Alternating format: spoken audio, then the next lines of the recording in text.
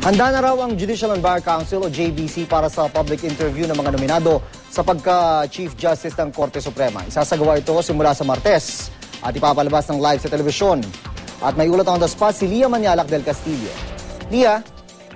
Yes, June, handa na ang lahat para sa pagsisimula ng serye ng JBC panel interview para sa susunod na Chief Justice ng Korte Suprema.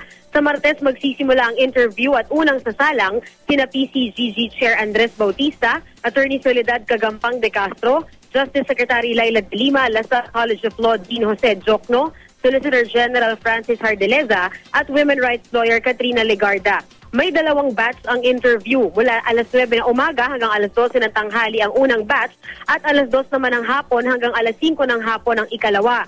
Gagamit din ng 3 remote-controlled na camera mula sa RTVM o itong Radio TV Malacanang ang JBC kung saan naka-hook up ang mga TV network para sa live telecast ng public interviews na unang beses gagawin. Samantala, June, dinepensahan ng Malacanang ang JBC sa mga kumukontra sa pagkakabuo nito.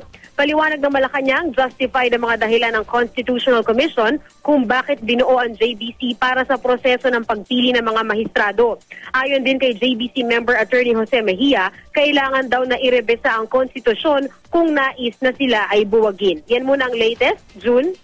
Maraming salamat, Lia Manialac del Castillo.